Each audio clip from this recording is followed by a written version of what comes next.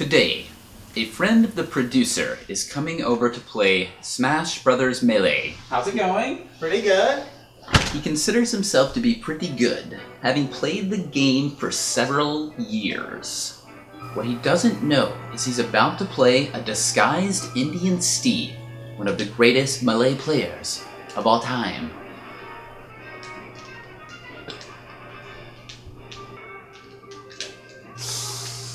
Whoopsie daisy. Each player will start with a traditional 50 stocks or lives and must take all of his opponent's 50 stocks to win. Indian Steve will lose 49 on purpose. Buzz is pretty cute. Now, he will try. Yes, a song.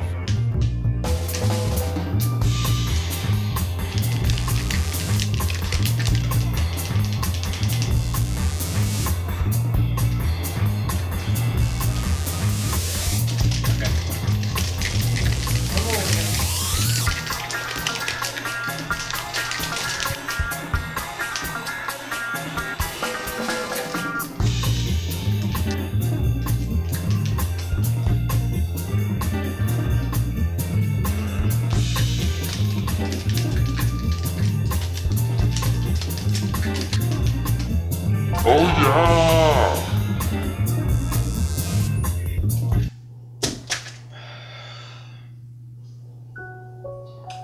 I was supposed to win this. This doesn't make any sense. I guess it doesn't matter now, but I'm actually a professional player, Indian Steve.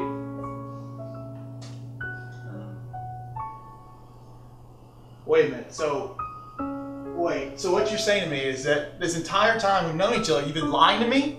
Our entire relationship is a sham?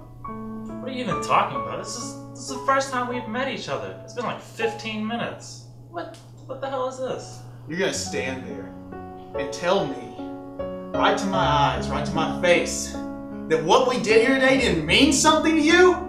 Well, it sure as hell meant something to me. You're right. I've been thinking about this long and hard. I can't eat. I can't sleep. All I can think about is us. And just please give me another chance.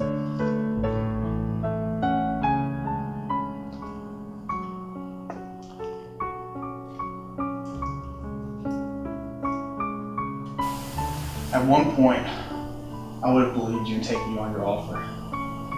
But you've broken my heart too many times in the past.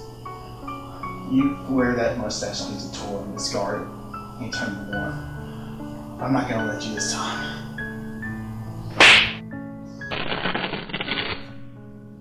Fine.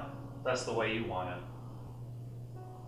Like a roller coaster that's had one too many fatalities, this mustache ride is closed.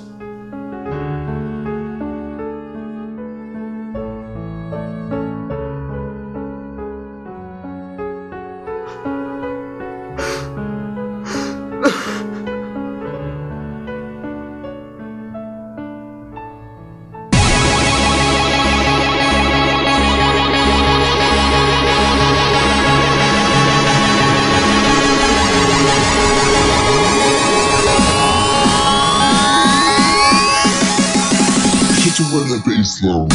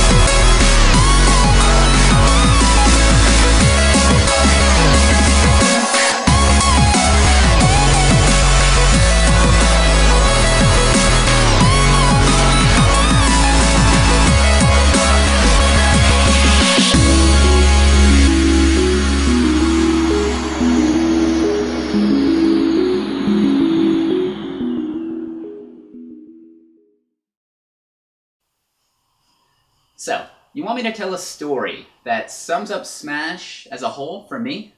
Yeah, just a good memory. Give me some of that classic Jim Jam.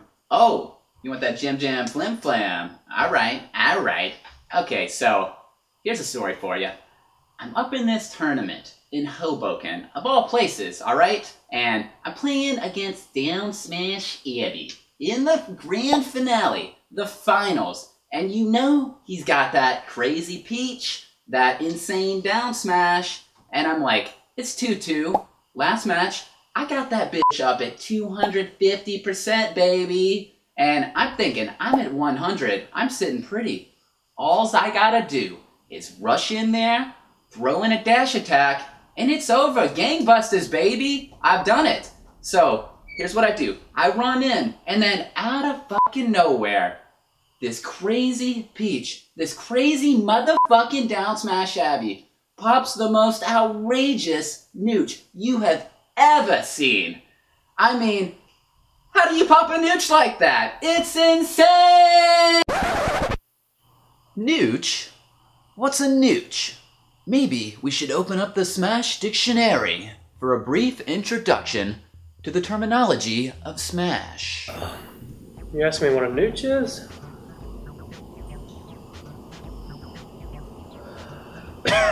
Let me think. It's a neutral aerial attack. It's one of the hottest moves in the game. It's so hot, not to mention cool. I agree with Mutual King. It is also cool. Hold on! Did Mutual King say that was cool? Fuck that! More unoriginal bullshit coming from his uppity cyborg mouth! So what else is there? Well, one time I was playing with my buds, so I says to my friend, "What's that little jump you're doing?" And I said to him, it's called a little jump. It changed everything. You know how we used to hold down X or Y for 1 second whenever we wanted to jump? Not anymore, you degenerate Yankee fucks! Lil f***ing Jim. But the most advanced and important of all the moves, Oh, slip and slide. slip and slide. Slip and slide. Slip and slide! Hoo bow! How do I describe it? It's almost like you're riding a wave. But you're also dashing. Woo! Slip and slide! God damn! Holy fuck. Huh? No, I'd rather not curse. Why do I have to curse? What about cash battles? Did anyone mention that yet? Yeah, but we'll edit this so that you're first. Since I'm the first to speak, I'll start with the term cash battle. Yeah, it's when you challenge somebody to a wager over a match. For money, usually. There's a lot of different things you could call it. Out west, they usually call it a fiscal feud. Yeah, we had those! Called them a $50 fuckfest up in Appalachia. You got a crisp bill, that Yankee mongrel Grant, and enough Crisco in the tub to grease up the loser. Well, something they used to call it down south. Do you remember what it was, Mutual King? You mean a good, old-fashioned greenback grudge match? Yeah, that's it. Of course, the biggest piece of Smash wisdom I ever got came from the Purest. As I recall, it went something like... The Purest? Who's that? Maybe we should open up the Smash Directory for a brief introduction to one of Smash's oldest and most old-fashioned players. Oh yeah, the Purest. I haven't heard that name in a long time. He's quite the character. And I'm not talking about one of the playable ones in Super Smash Bros. Oh, the Purest? This motherfucker calls himself the Purest for a reason. 3 things you should know about me. 1.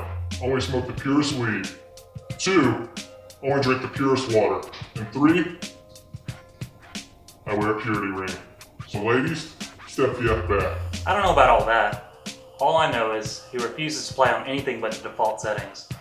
Which is what? Items on and 2-minute time matches? This piece of shit will only play with the original characters and stages. Every time he unlocks something, he erases the save file on his memory card and starts over.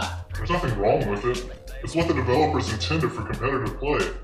Everything else is cheese. Despite differences in play styles, Papa Nooch was emerging on the East Coast as one of the undisputed best in the game. So, way back then, Smash hadn't really caught on. It wasn't part of the competitive scene. MLG was only running, what, NBA 2K, RuneScape, maybe Mario Party? That's about it. Smaller tournaments were starting to pop up all over the place, though. You'd find Papa Nooch and the Nooch Kids on the block in literally every tournament in the East. Oh, yeah, the Nooch Kids on the block. Those are my boys. We were unstoppable back in the day. Most of them don't even play now. Let's see, there was me, Denny Bonanucci, Buenos Nooches, Nooch Magooch, and Marty. We carpooled to any tournament we could find. One time we drove 1,000 miles just to attend a Final Fantasy VII tournament in a dirty New York City alley. There weren't even any winners. Like, it literally wasn't even a tournament by definition. The East Coast was so radically different. You had the West Coast back then, which had only just accepted the up-B move. They believed that it was an unfair increase in some characters' jump abilities, that it was unbalanced, especially considering Yoshi was a common character in the West back then, or as I like to call it, the Wild West, on account of it being so wild and so fucking crazy. And anyway, on the East Coast, what you had was just a bunch of dudes that would do whatever the fuck it took to win. But over on the West Coast, the Purest was the unbeaten champion. On Smashboards, he would challenge all the local players to cash battles, or fiscal feuds, as they were called in the region. There was this one guy that was always talking smack on the boards. He claimed to be the best, so I challenged him to a feud. I told him not to talk that shiz unless he could back it up. So we drove down to my place in San Fran, I lit up a fat dude with a cushion screen, and we duked it out. And this is where I first displayed my recent discovery in the game. This is what the Purist is known for. His greatest achievement was finding out how to manipulate the game into producing a Snorlax Pokeball every time an item spawned. They played with items set to very high, so he did have to be quick and precise. You know, I wiped the floor with him. I got 47 Snorlaxes in a 2-minute match. All you gotta do is a half circle forward on the D-pad, and then blah blah blah interrupt the item algorithm. I don't want to waste my time explaining it to you imbeciles. Lastly, I just triple tap that L button, and Snorlax is mine, baby! But of course, it requires a tremendous amount of tech skill, more than I think anybody is capable of now. Seriously, no one even knows or cares about that technique anymore. With the best players coming out, there was one thing that everyone was looking forward to, and that would be the moment when the two top players in the country would meet. They were on a collision course, for sure. And thus began Smash Bros. First big rivalry, with the differences in playstyle creating a rift between East Coast and West Coast players, with Papa Nooch emerging as the premier player on the East Coast, and the Purest emerging as the best of the West. Tensions were high as the two sides agreed to face off for the first time. Papa Nooch flew to California to compete in one of the first major tournaments, the Fast Cash Smash Bash Thrash Blast 2. Yeah, FCSBTB2. That definitely led to one of the rougher patches in Smash Bros. History. We're not proud of those days. Yeah. Get in this. Come on, baby. Come on, Come on, West Coast. Atlantic Ocean. Wreck that. Yoshi. Oh, Get that Yoshi. Give me that. Come on, Papa Nooch, baby. Come on. Come on. All items, come on. 15 seconds You gotta do it. It's Come on, West Coast. Nooch. Nooch. Nooch. Nooch. Nooch. Nooch. Nooch. Nooch. Nooch.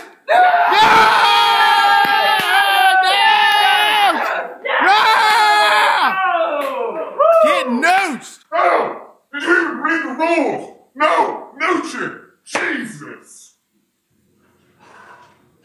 It's alright, bro. No, man, it's fun. The divide between Smashers had found a convenient resting place. Noochers, as they came to be known, symbolized an ever-changing world and Smash community. Non-Noochers, or Purest, fought to preserve their way of life at all cost. People took advantage of the game. They exploited the mechanics and created techniques that were never supposed to have existed. It broke the game and the community. L canceling, slip and slides, and especially Nooches. The community would have been better off without them. I mean, it really hurt me. I won my first tournament, and then it's overshadowed by this stupid controversy. It shook my faith in the Smash community. You have to expect the game to evolve. One of the defining characteristics of Smashers is that they're able to adapt. As the King Martin Luther Jr. once said, the arc of the moral universe is long, but it bends towards justice. Over time, even the West Coast began to use the advanced techniques, and the Purist was never able to accept that. He went as far as protesting at the tournaments, but was eventually phased out. I was exiled. The world has completely left me behind. There was no way I could even do an interview like this without obscuring my identity. Even today, 13 years later, I still get death threats. The other day I went to the supermarket and a 95-year-old woman threatened to kill me, right there in the deli. This happens to me every single day. My life is a living hell. Within a year, the Purist was on the fringe of the Smash community and no longer competing in tournaments at all. As a result of this radical shift, the game opened up to a world of new possibilities. The door had been opened for a new class of competitors, some of which would turn out to be among the greatest to ever play the game.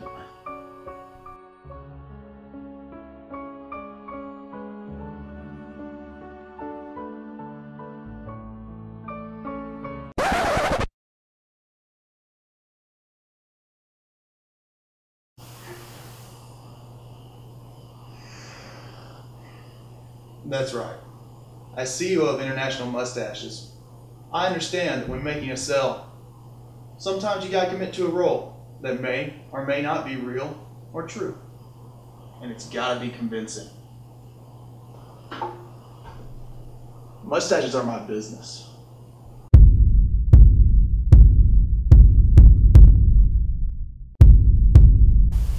And business is good.